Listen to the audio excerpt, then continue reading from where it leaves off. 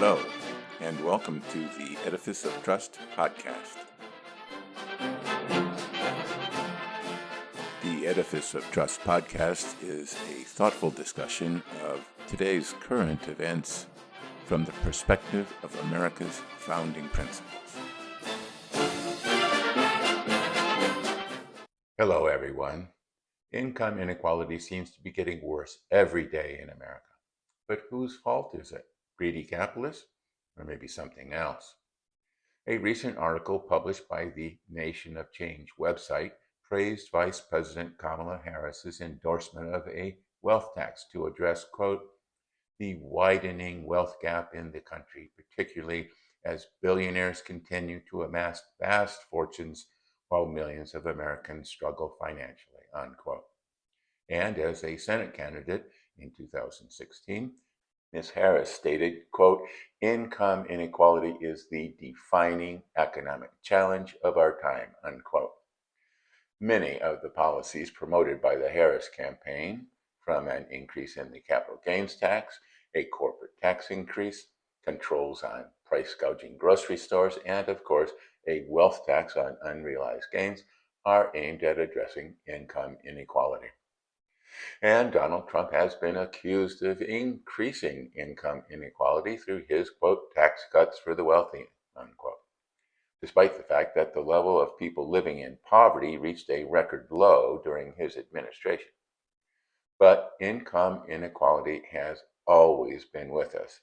Not only that, but as Walter Scheidler writes in his book, The Great Leveler, over thousands of years in all types of polities, income inequality and the wealth gap tend to increase over time.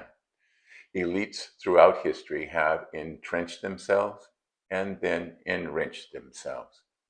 The only thing that Mr. Scheidel found to alter this inexorable increase in inequality was some great catastrophe such as war, famine, or plague that decimated the population and forced a restructuring of the economies of those afflicted societies, as I described in my 2017 commentary, I Dream of Ginny.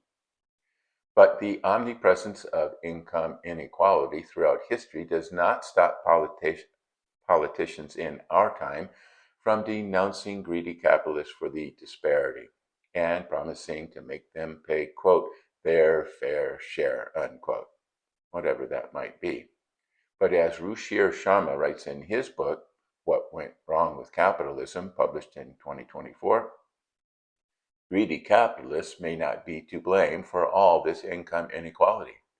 Mr. Sharma points the finger at the government, the same government that people want to force billionaires to pay their, quote, fair share, but which actually plays a major role in exacerbating the wealth gap.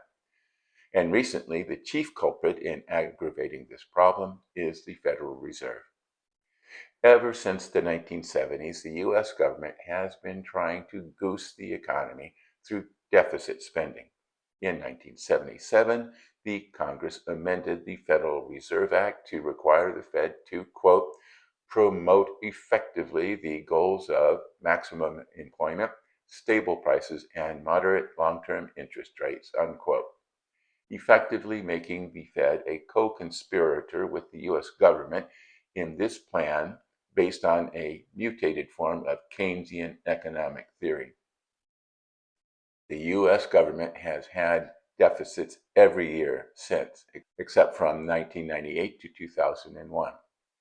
Since the Great Recession in 2008, budget deficits have skyrocketed, and the Fed accommodated all this deficit spending by lowering interest rates to near zero and also buying government bonds known as quantitative easing, which shoves money into the economy as the Fed buys assets, ballooning the Fed balance sheet to $9 trillion in 2022.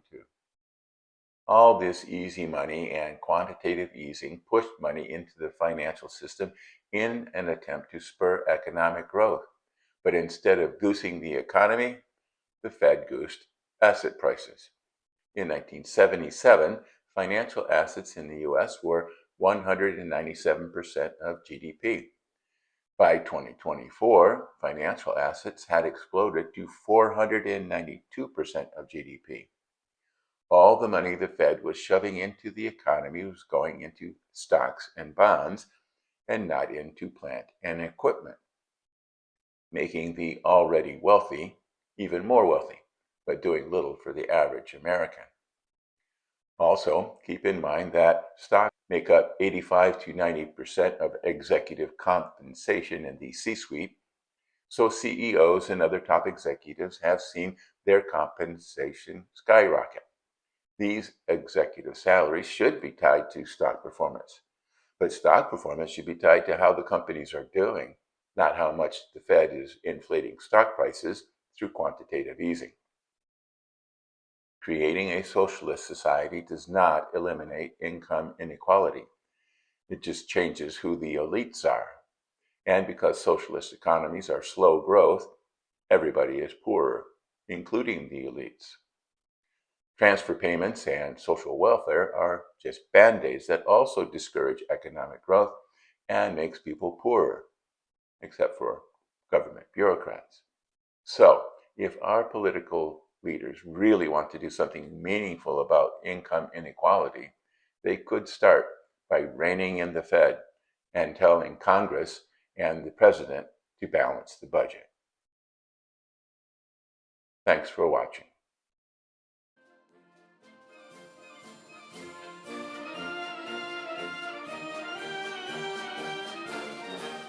Links to source material used in preparing this podcast can be found on my website, www.edificeoftrust.com.